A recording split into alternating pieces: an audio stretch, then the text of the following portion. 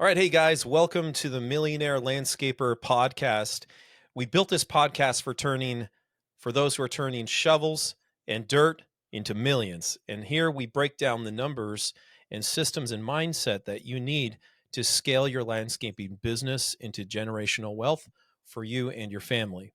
So today we're going to be diving into some real numbers behind building $1 million landscape and hardscape company. If you're a hardscaper trying to grow, maybe hire crews, get consistent high quality jobs without wasting money on marketing that doesn't work, then this episode is for you. I'm Keith Eneix, and I've got my brother here, Neil Eneix, and he runs the day-to-day operations of our Hardscape company, which is currently doing over $2.5 million a year. We're going to break down the exact numbers that got us here and everything from marketing budgets, cost per lead, crew size, profit margins, and how much time you really need to spend on sales. So if you've ever wondered what separates a $500,000 landscape business from a $2 million operator, well, you're about to find out. So let's go ahead and get into it. Neil, it's good to have you here, and I'm excited about this first podcast. Let's go ahead and kind of take a look at what did the business look like when you first got in. And I kind of want to back up to maybe around 2010 where we had first launched the agency and we had started doing some work on improving the systems within New Life Rockeries. What did it look like back then? Yeah, I mean, back then the company was it was ran on paper, um, which there's nothing wrong with that, as long as you're tracking and running the right things. A lot of companies a lot of large companies, effective companies that run off of essentially Excel spreadsheets kind of idea, and and it was run very efficiently. Uh, the business was doing um, right around I think it was 600 to 800,000 a year. My dad was running things, and he has a very strong defensive game on sales and really making sure and maximizing profits. He was running it as a sole owner. Very He was doing a great job. He was doing a great job for where he was coming from, what he knew, and just just exceptional expertise as far as delivering a good product. Um, at that time, there weren't any kind of systems in place for tracking leads, tracking sales. It, uh, well, sales would be tracked on paper, but uh, my dad had a list of contractors, and he would reach out to them, and and he would reach out to them seasonally. When it got slow, he'd start making calls and that type of thing. But that was primarily where the business was at, and um and so there was a lot of things that could be done to to bring the business online, to really get it going from an organizational standpoint, tracking numbers. If the business was going to grow beyond a single person um handling everything, then some things needed to be put in place. But that's essentially where it was at the beginning. So when you stepped in, was there things that you thought were in place that when you stepped in you realized actually this isn't put together? What was some of those things that you found? Yeah, quite a bit. You know, we had worked with my dad on implementing um, contact management software and those types of things. And when I stepped in, I actually found that one of our salesmen, one of our estimators, was doing an okay job using it. He wasn't being held accountable to using it, so it's just him, and it's understandable why he would use it the way that he was using it. And then my dad was still running on paper. Um, he just wasn't integrating into the systems. And so when I had come in, I had thought, oh, okay, well, he's had some time under his belt. Um, the processes should all be in place for utilizing these systems so that everything can be held accountable for whether it's marketing or sales activities or these types of things. And that was not the case at all. Um, and so that was definitely holding the business back. We didn't have an idea of the production pace. A lot of it was in his head. A lot of the information, a lot of the tracking, all of that was on paper or in his head. It was not coming out and actually um, being tracked in the software systems that were available. And because they were it was uncomfortable, and so some time needed to be taken to help him get onboarded and integrated into those systems. Um and that obviously was not the case.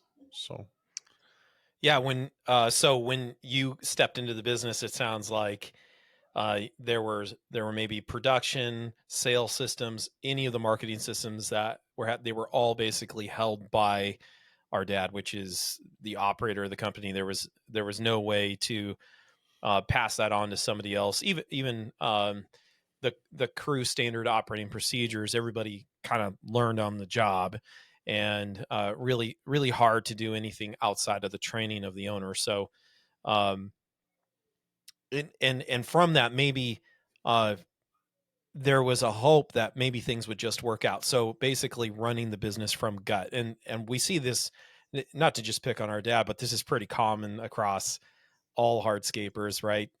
Where you have a small business, it's kind of you hold everything in your head, and you just don't really have enough money to hire other leadership to even pay them to think at the level that you're at until your business scales. So it's hard to figure out how do we scale past that level? How do we get to that level?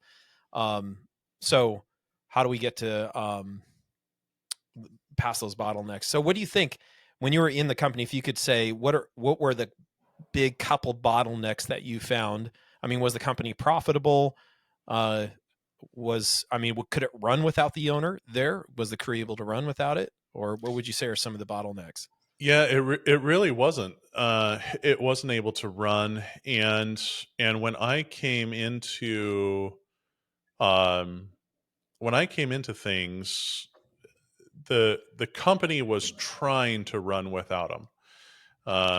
He had had some medical issues. He had to step away, and and so I had stepped in, and and the guys were trying to do their best as far as what they knew to do.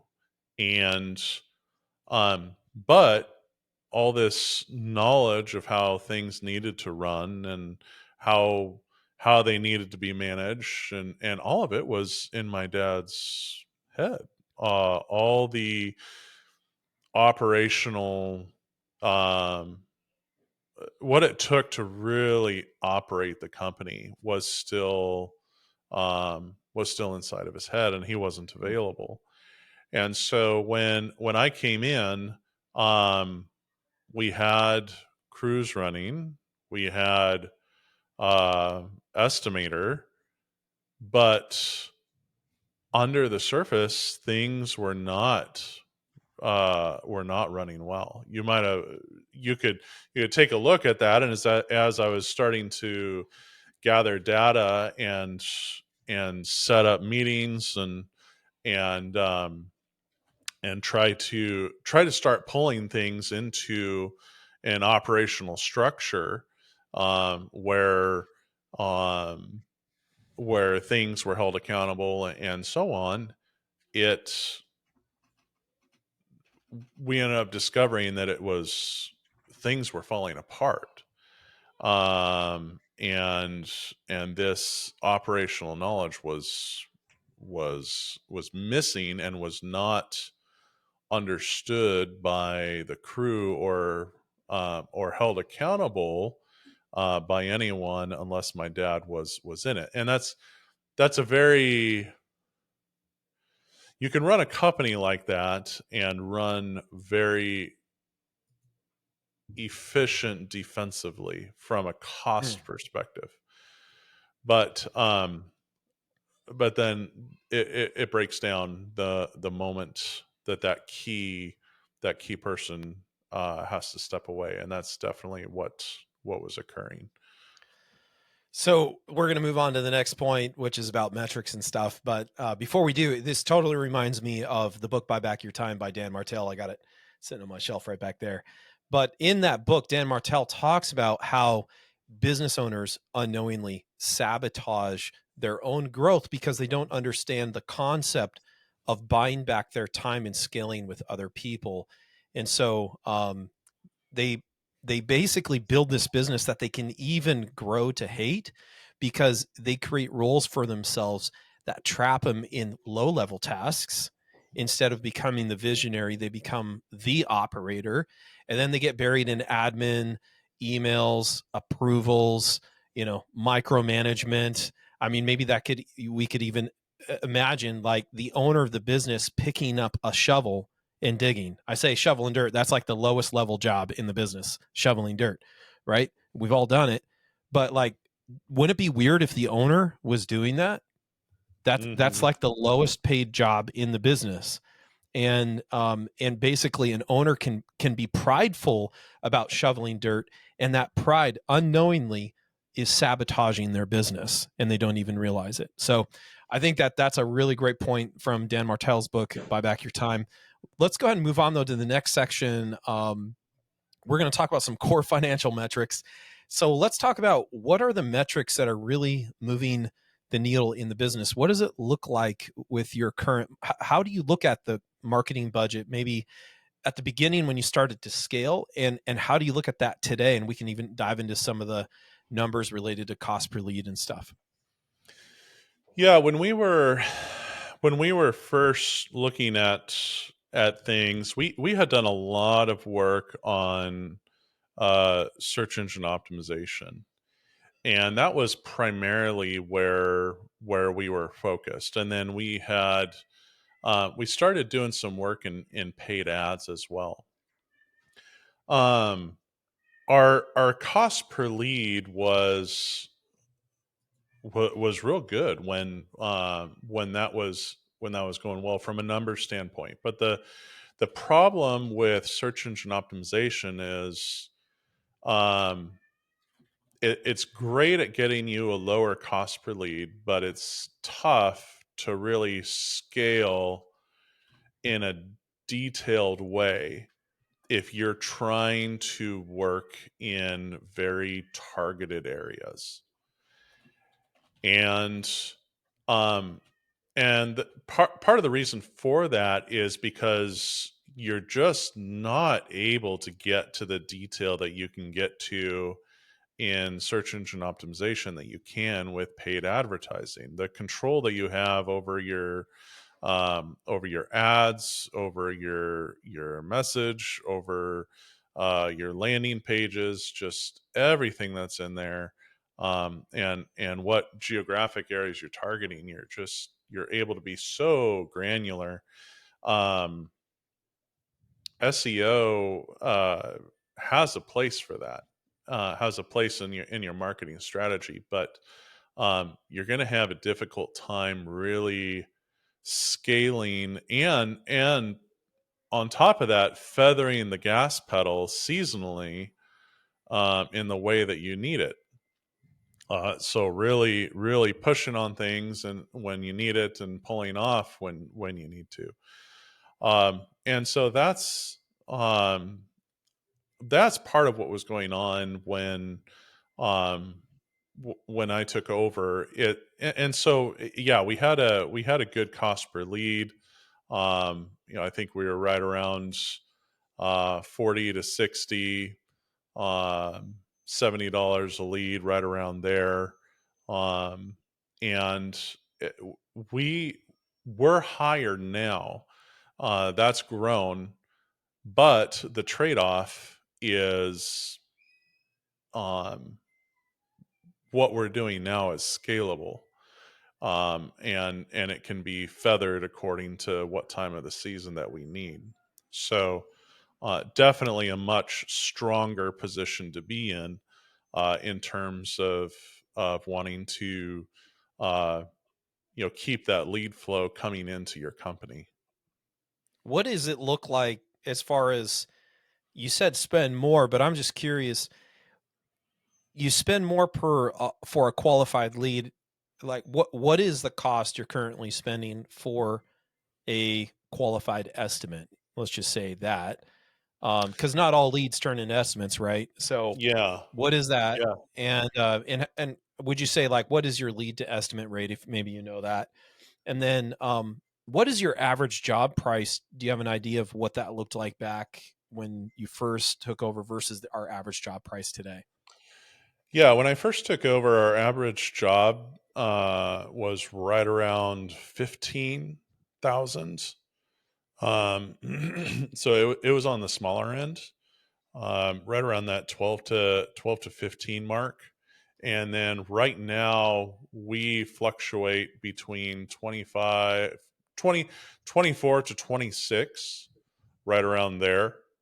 Um, is Nice. where we are right now. And right now, our cost per lead, depending on what channel, we've got different paid advertising channels with Google local ads, um, uh, with Facebook paid advertising, and normal Google paid advertising as well. But right now, generally, our cost per estimate is right around 230, 220 to $260. Okay. And um part of what happens there is the reason that I go to cost per estimate, is because you get so many different leads. If you're niching in the landscaping industry or hardscaping versus a do-it-all, um, then it's easy to get leads that really um, aren't qualified for what you want. And even if you're wanting your targeting to come in as correct as possible, um, we still end up getting leads that just aren't a fit. And so our cost estimate right there right now is in that 230 to 60 to 260 range. So, and what would you say is your average close rate currently today? Right around right a little over 20%. Uh we're on the I would say, we're on the front end of our cycle here for the year. So um January to right now to June, we've been tracking right around 21.4, right in that area, and I anticipate that going up here for the back half of the season as well. Nice. Okay, so it's costing probably about $1,200 or so, 1300 bucks That's right. to Yeah. to close, yeah, to close jobs. Yep.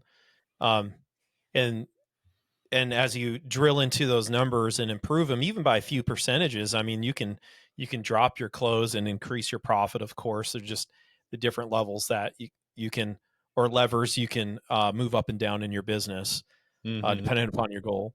What about gross profit? What's kind of your thoughts on where you're trying to get to as far as your cost for, doing the work, materials, equipment. That's kind of what we constitute all of our cost of goods sold, right? So Yeah. what would be our gross profit after that you're trying to aim for? I aim for between 45 to 55% Nice. gross profit in general. Um, obviously there's things that you can do to really play that defensive game with lowering your costs, and so there's definitely opportunities in there. Um, tactics that you can use to help raise that, um, but I like those numbers as a healthy Yeah. percentage. And what about a net profit? If you're doing 45 to 55, what do you feel like, or no, I guess you would know on the back end, what kind of profits are you spitting out on the back end? We're about uh 18 to 25%, right around there, depending Okay. on the job and the materials that's going into it. So, natural stone versus concrete product and things like that. Okay, so at the end of the day, just to put kind of do the math there, if we're spending say $1,200 roughly to close a job for marketing, and then at the end of the day, we're profiting on an average job of 25,000, right? We're profiting about 20%, right? That's $5,000. Hmm. So that means that you're making is a little over, just under 4,000, for 3,800. 3,800. So you're turning with your marketing systems, you're turning 1,200 bucks into 3,800 bucks. So you're almost 3xing your money on every single closed job because of your marketing systems. Am I getting that right? That's right. Yep. Yeah. No, I mean, that's incredible. That's like what I mean, it's so much better than the stock market only gives us like 10%, right? So businesses are far more profitable. Love making Hmm. that. Okay, so biggest mistakes with pricing and margin. Let's talk about a few mistakes that you see in this category that you see maybe you saw in your business, and what you were trying to fix. What are some key things with numbers? Yeah, I think one of the bigger mistakes that I saw with pricing or margins was um, not giving ranges in your quotes to protect your margins. And we're an installation company primarily, and so um, there is variation when it comes to doing an install project.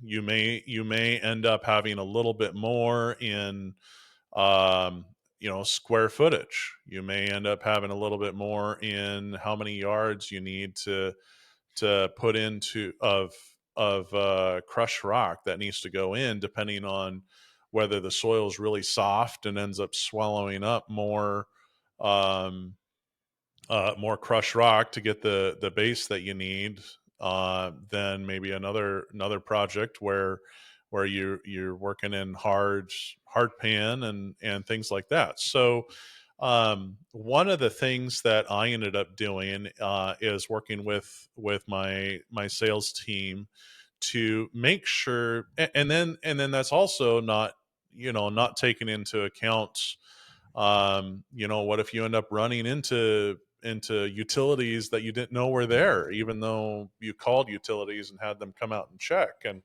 um, or or you may not have known that there was indeed hard pan in a cutout that you're working on. And so what I like to do is I like to run ranges in order to protect my margins. And what that looks like, it's not a cost range, but it is I give a range in the amount of demo time and material and things like that, just to um, make sure that there's room for running into some of the unknowns. And if that happens, obviously it's an opportunity to talk to the customer, and you can, hey, we're kind of running into this, but that way the customer has already been set up to understand that, hey, with jobs like these, this is the amount of time that we anticipate it taking if everything goes normal. But there's some, just in case we run into things, it could take, instead of having 1 day of demo and prep, we could be looking at 1.3 days or 1.4, depending Yeah. on what we run into here. And I think that's a good opportunity just to set um, set expectations correctly with customers, so that we understand that there's variability when it comes to the install, and that the land that we're working with, or there's a host of variables. And so being able to have that conversation up front, um, is that so that's one of the first things that I ended up putting into place with my sales teams. And um, we bill based on the final totals. And so there's many jobs where we don't need the range that we are given on materials or demo time. And so it does end up being the original anticipated um, cost in there. But that's a good way to help protect your margins, because we work with variables in what we do. So um, Neil, can you give me a quick breakdown of a job you worked where that you just kind of lost your shirt on it? oh yeah, we had a job that we did where um, we had discovered that um, it was just coming to light that production was messy underneath. And and so we ended up coming up on a job, and it was things had been promised to the customer, and it hadn't been communicated that they would be adding costs to it. And um, because of those requests, it was just given. And um, we ended up, it was a $90,000 job that should have been 120,000, and we lost money on it. Yeah. And it's frustrating to work a job where you're losing money on it. Yeah, you Um, think how many weeks was that job? Was that 4 or 5 weeks or yeah, yeah, it yeah. was, yeah, several.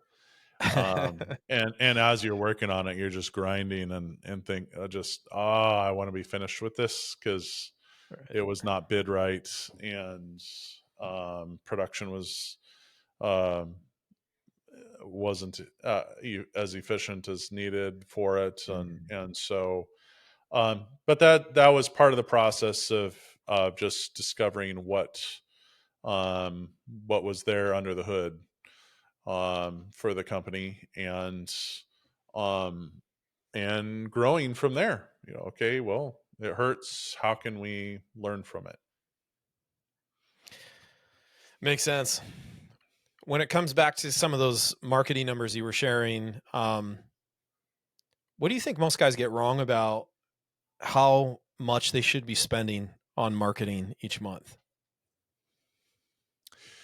I think for the smaller companies, um, where they're used to living on referrals, marketing can feel really expensive. And um, and so there's usually, when I'm talking to guys who have been living off of referrals, they struggle with spending too little. And and so there is an effectiveness level that needs to be hit. Google, the short and sweet version of it is Google won't take you seriously if you're just hardly spending anything. And so you have to actually spend something that an amount um that's going to be effective with Google taking you seriously um as a company with the paid advertising that you're doing. So Yeah. we spend right around 4%, and that's a good pace. Not too little, not too much. Um, if you're a smaller company, you may need to spend a little bit more percentage wise. But if you're a smaller company, you also don't have as much of the upfront, the admin costs and things like that. So usually with your margins, it ends up that's possible to do. So um, I think that's one of the things that I'll typically see, is Yeah. just spending too little, needing Yeah. to get into it, and uh, it can feel scary, uh, because you're wondering if it's going to be effective. But I think that's where working with a company that specializes in your industry, and um, you can vet them, making sure that they've got reviews and a third party source that you can see, Google reviews, um, and you can make an educated decision, um, and and then also getting a feel for just the um, management acumen of the person that you're working with in the company, Yeah. um, and um, that I found that working with that person and making sure that um, that they're doing a good job being on top of things means that both both of you have to communicate together well, and um, and so I think another thing that business owners can kind of make a mistake or get wrong on is thinking that the person that they're working with is going to take the whole load and doesn't need any feedback from the owner, or the operations manager of the company. But that's just not it's just not the way it is. Mm. They're going to need feedback. Nobody knows your business like you know your business, and they need that information. They need to be able to get that information out of you, in order to really do a good job. And it's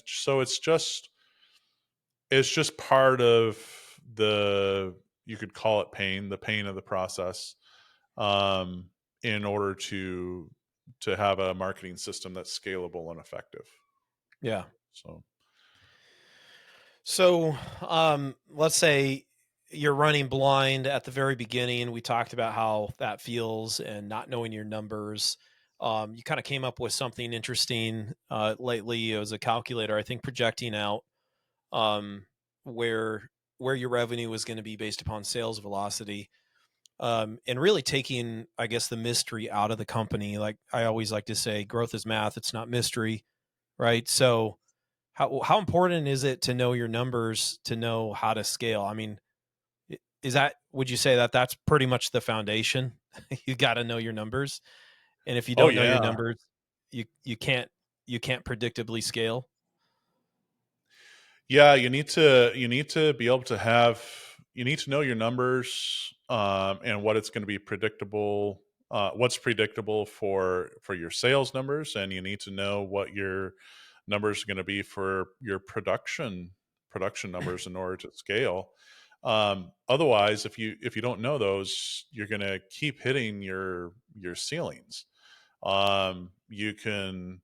know your sales numbers and scale those up. But if you don't know your production numbers and know that, oh, okay, actually I cap out at being able to do, 200,000 a month in production, or 100,000 a month in production, and then pretty soon you're um, you're building up a a 3 month um, 3 month run of jobs that you've closed, and your salespeople are having to tell people, well, we're 3 months out, and now you're losing business Mm. because um, you're not keeping track of your production numbers in terms of your sales numbers, and you don't have your hands on that line, and are able to adjust your production in order to help keep your leg time to when you're able to get to a job lower, so that your sales systems work effectively, um, so people don't shop around somewhere else to see when someone else is going to be Yeah. um, available sooner.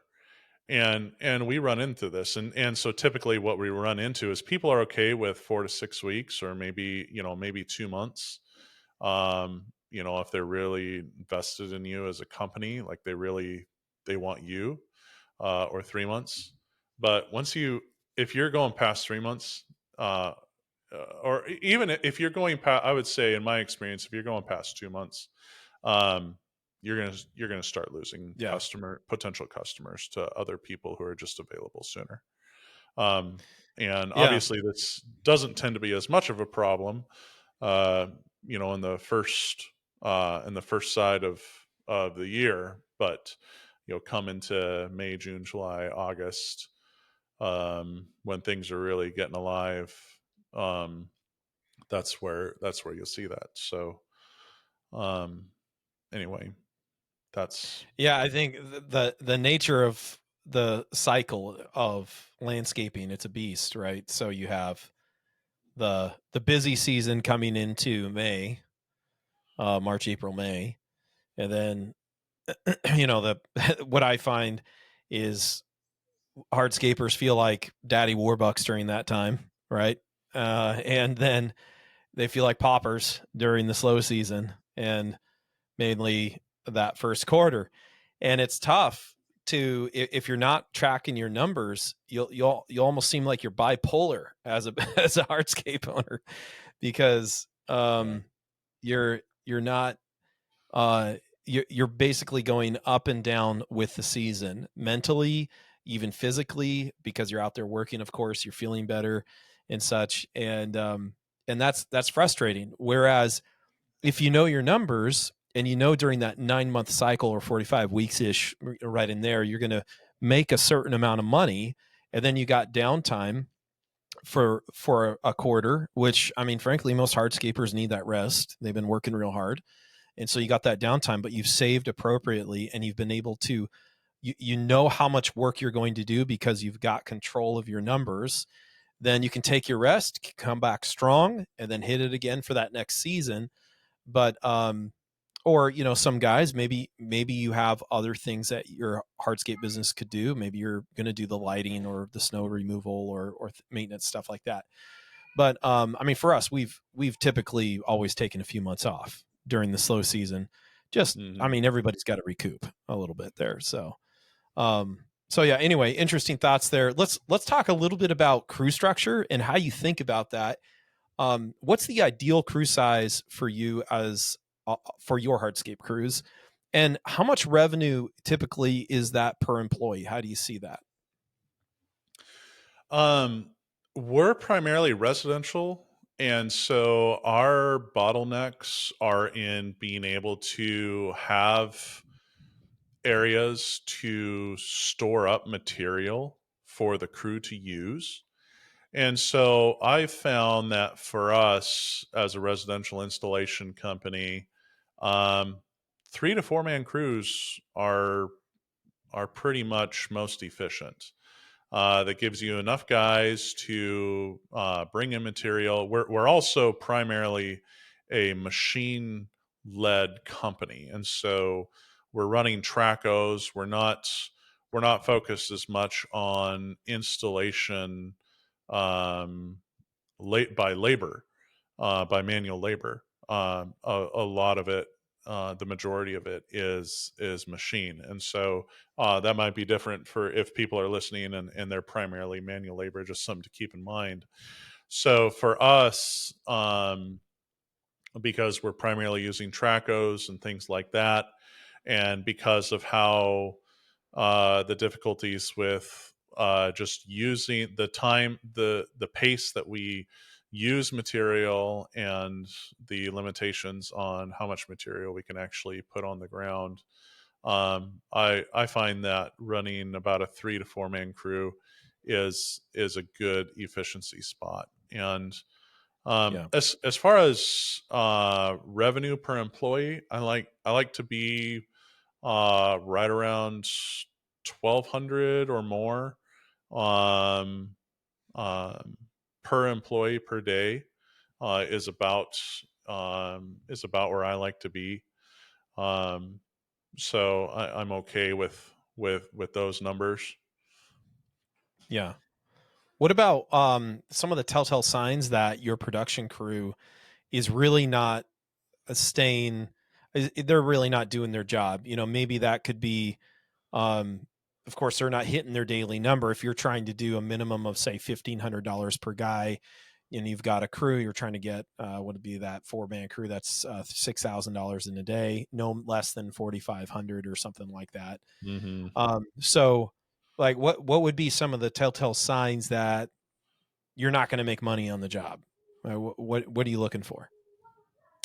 Yeah, if it's requiring more material in order to get the job done, or which is again kind of going back to that reason why I modified our bids so that we run ranges based on Mm, variabilities. Um, and then also if it's taking more time than anticipated in order to get a job done.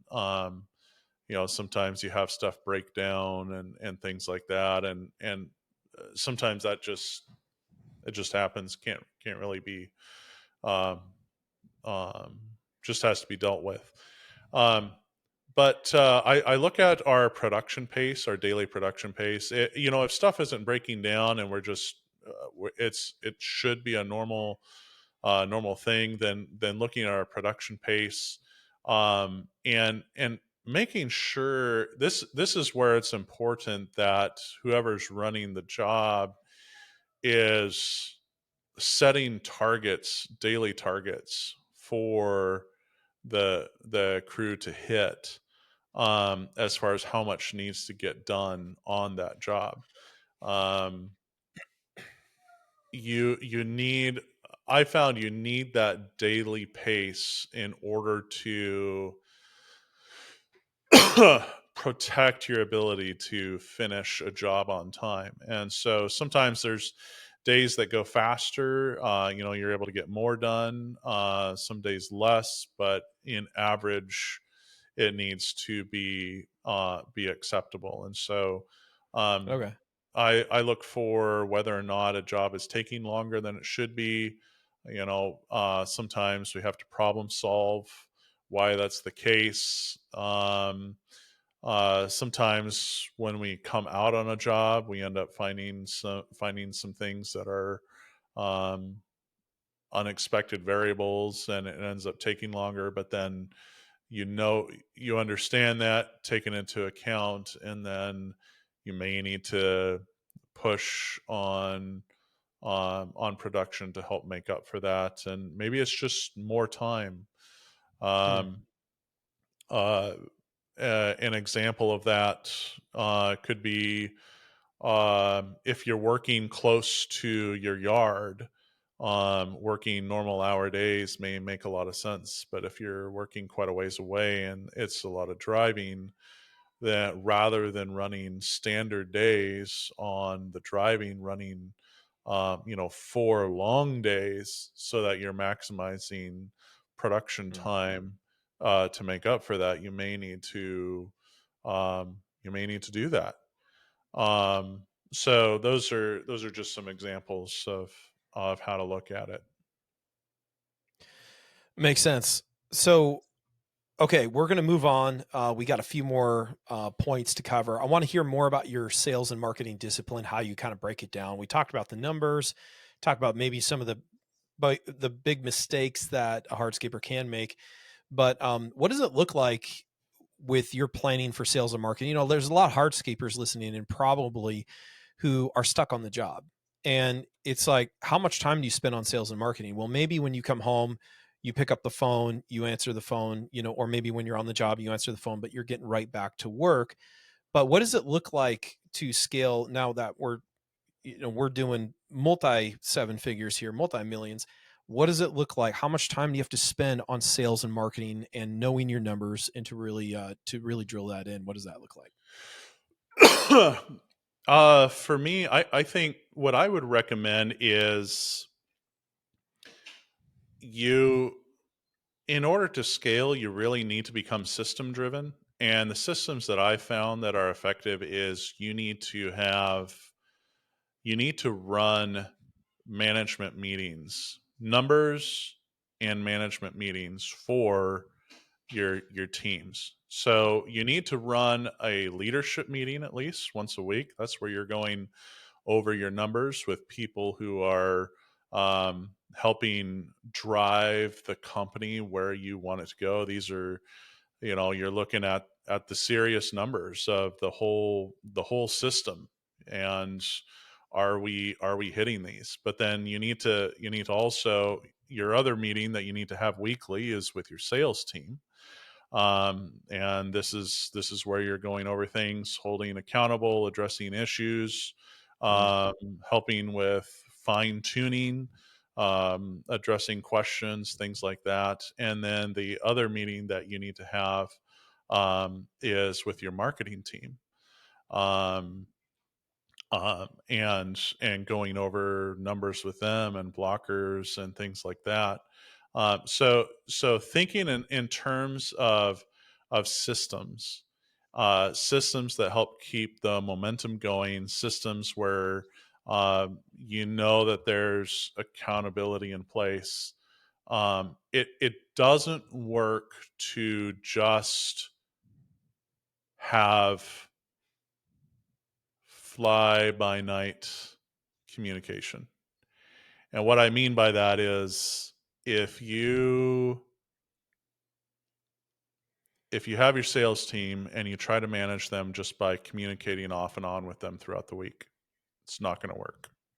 Same with marketing, all of it. There needs to be a set time where everybody knows that they're accountable to having their numbers for that meeting. They know that you're going to be there to help them unblock issues that may be occurring in the company, and you are needed to be there for that. um and this doesn't include admin time. You may be doing admin time to take care of other things. You should also have this meeting with your foreman who are managing your crews too.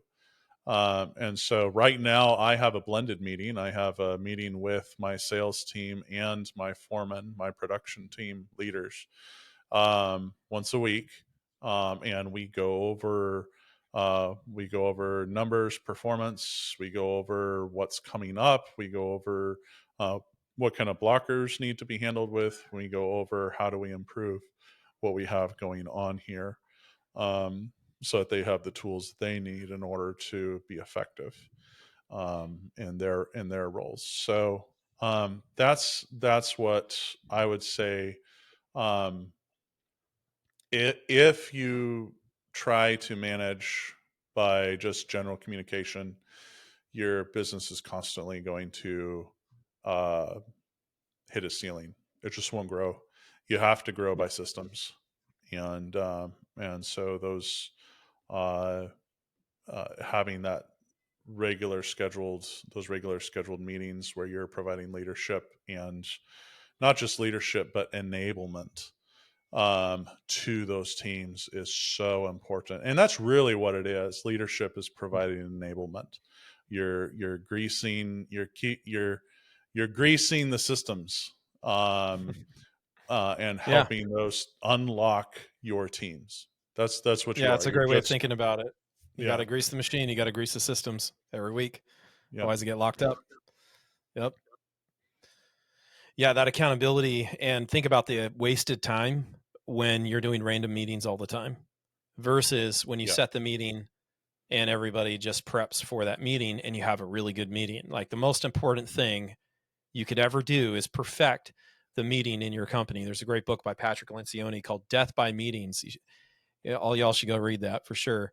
But it talks about the meetings you should have in your business and what that meeting should look like and the key secret ingredient in that meeting for it to be a good meeting. You can have an agenda, you can even have the right agenda in a meeting, but you're actually not having a good meeting. And the idea is death by meetings. You're having an agenda, you're even having a meeting scheduled, but then your business is still dying, and the real reason why. So definitely go read that book. And that was super eye opening to me. That was recommended to me by a guy who in the roofing industry actually, and he said, Keith, your operational management system should be to perfect the meeting, and that's the biggest key thing in your business. So I love that. Love you got the meeting set up and the accountability systems and streamlining. Okay, let's move on to services and scaling. So one of the things we see a lot of hardscapers or even let's say landscapers who do hardscaping, but the thing is, you look at their website and they do everything. They do maintenance, they do cleanup, they do installs, they do retaining walls, and you ask them, well, what do you do? Well, I do everything. Now we know nobody can be good at everything, and New Life Rockeries has taken a very different approach towards that because, well, it's in the name. We niche in rockeries. And so tell me about, like, why does focusing on maybe 1 to 3 core services, why has that been key to scaling the company and in the area? Yeah, I think it's one of those things where you're able to build your standard operating procedures. It's so much simpler to build your standard operating procedures around those items. You you can get really efficient at at that one thing or those core services if you narrow down.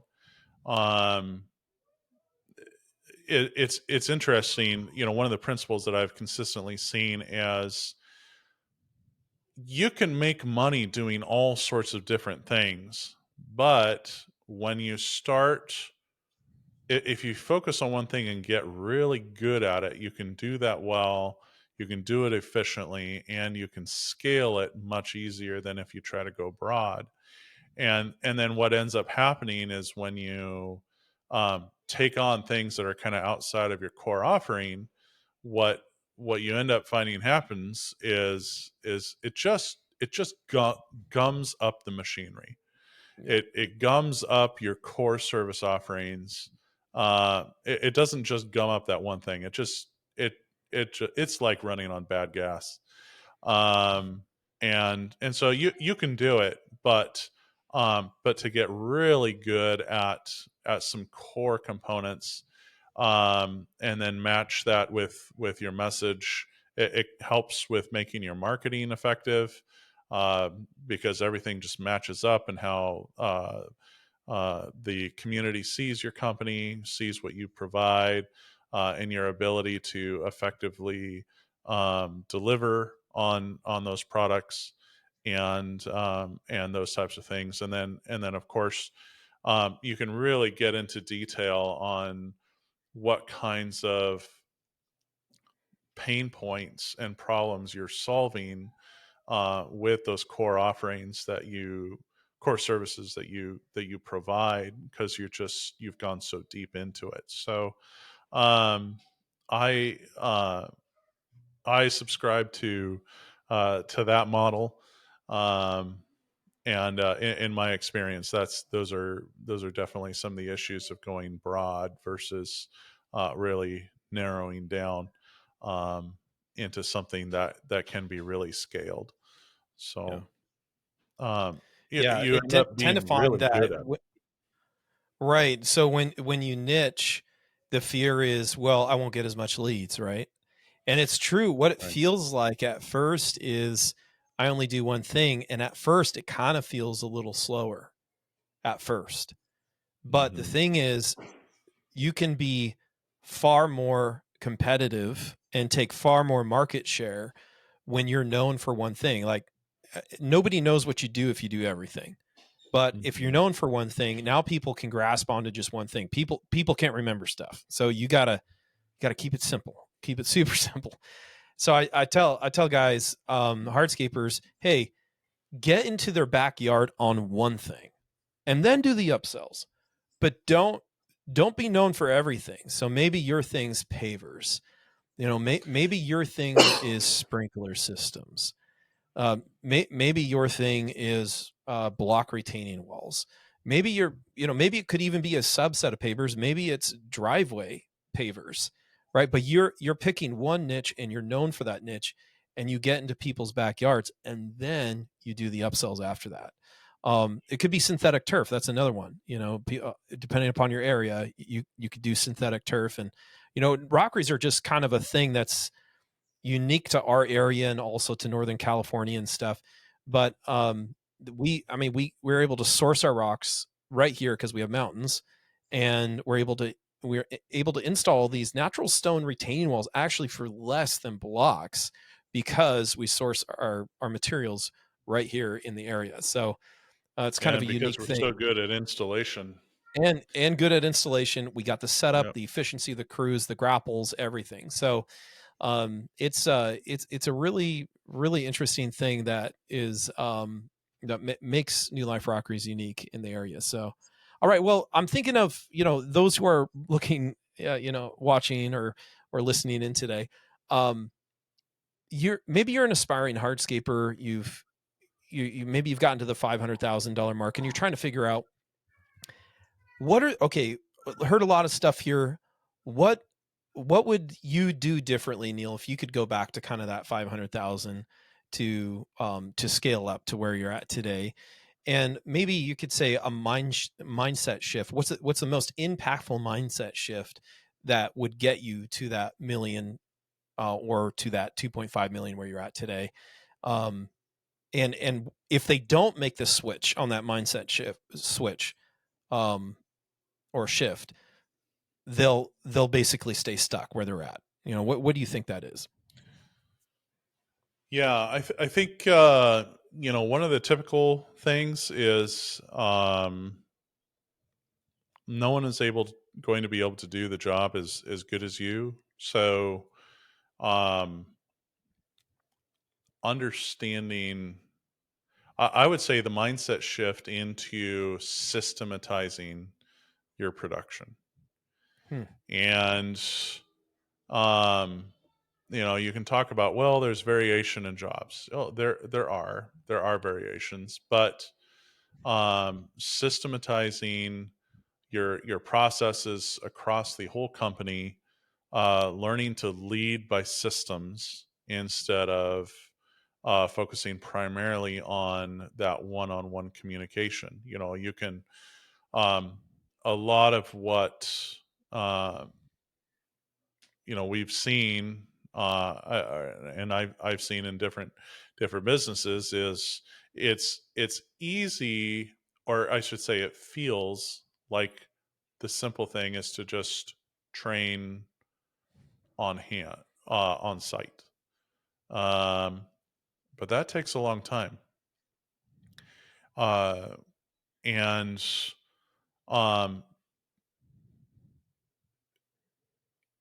that type of communication is going to hold the entire business back, because um, it's easier for people to it's easier to manage by a system than it is by having to communicate things multiple times over and over again. Whereas if you keep it to a system, you have a system for this, and then you just make sure that people are being held accountable to a system. And then if something needs to be changed, you changed you changed that system, rather than having to communicate different things over and over again. Um, and then you are able to have um, a a product that's more consistent. You're able to have, because the installation is going to be more consistent, but uh, you need to get used to managing by systems. Um, it can feel like it's faster or easier to do the one-off communication, but in the long run, it's just keeping a ceiling above the business. Um, and so that's what I would say would be the biggest mindset shift, in that. And so, also inside of that is managing your sales that way, managing your production that way, managing your marketing that way. um, and it doesn't have to be done all at once. You can take a piece at a time, dig into it, improve it, move to the next thing, do the same thing, and then just keep working on those, coming back to them until they improve. But get into a rhythm of doing that now. Um, I don't remember the book that it comes from, but one of the things that one of the habits that is a great habit when you're trying to think about, the size that you want to get to, is write down all the rules that you would need to have place in your company at 2.5 million or 5 million or 10 million, and write down all those rules, and then think about how you're going to replace. Right now you're wearing many of those hats. Think through and have a plan for handing those responsibilities off to someone as you grow. If you don't do that, what you'll end up finding is that you end up hitting ceilings because you're still managing something that someone else could easily manage. And so you're not exercising in your most valuable lane. You're still taking care of, it's the equivalent of you're wiping tables at a restaurant, and maybe there's times when you may need to wipe tables. The owner's shoveling dirt on the job. The owner's shoveling dirt on the job. Um, the the owner's jumping in the truck, and there may Yeah. be times for that, where that's needed. If you've got two guys out sick, you may need to do that. But you're the way that we protect our company is by learning what to hand off, and learning what is our most valuable thing to be managing, and allow other people to take responsibility for other things. It can feel hard Mhm. to hand off responsibilities, especially if you've been doing it for a while and you know that you can do it well. But and the reason that I say systems is because if you don't have those systems in place, when people move on from your company, um, it can feel frustrating to have to hire someone on. And if you don't have a system to train them, then you're having to have somebody input all that training into them, whether it's you or something. But if you're a smaller company, it's you, and then that takes up a big batch of your time all at once, and you've got all these other things that you need to work on, and it's easy to make a decision. Well, I'm just going to stay this size because um, this is easier, but really it only seems easier because you haven't moved into managing by systems, and systems is what's going to unlock your capabilities. So, So I hear a few things from you. I'm just gonna like real quick. It's like one, what you focus on expands, and how many small business owners, hardscapers say, I I do the work the best. Well, guess what? If you do the work the best, then you'll always get to do the work the best. You will never be able to actually grow a company. So you'll expand that, and you have to change the way you think. The way you change the way you think, step two, what you said, is you give yourself a bigger job, optimize yourself into the sales and marketing systems, which are the highest paid employee jobs in the business, and then optimize yourself beyond that and to be truly an operator in the business. But you have to define the job for yourself to do that, and then you have to compensate yourself in that new way. And so you're always chasing, as an entrepreneur, that's kind of the cool thing we get to do. We get to, like, put the goal in front of us and chase it, and we're not paid until we reach it, but the payout is huge. Like, it's totally worth it, when we get there. The If you're wondering why you don't make much money today, it might be because you're shoveling dirt and and doing the things in the business, but haven't given yourself that other job. So I think, Neil, that stuff is profound. Thanks for sharing that. Well, we've come up on time here. I want to thank everyone for listening. I really hope that this gave you a clear, real world look at what it actually takes to grow a hardscape company beyond $1 million. And I mean, at the end of the day, the numbers don't lie. If you're not tracking the right ones, you're going to either burn out or you're going to stall out. You're not going to enjoy your business potentially. You'll just be owning a job. And if you want to build a system, though, that gets you to that next level, actually, we have a Facebook group that you can join. It's Landscape Millionaire. Go ahead and go to Facebook, join that. We've got resources, tools in there, and strategies designed specifically to help you with scaling your business up and to help owners who are looking to grow. And so if you're serious about scaling, also would love to talk to you guys. Make sure and subscribe, and don't want to miss the next episode. Neil and I are going to be doing many more for you guys. And go ahead and share this other episode with other hardscapers too, who this could help get them to $1 million as well. And they're trying to level up. So appreciate you guys.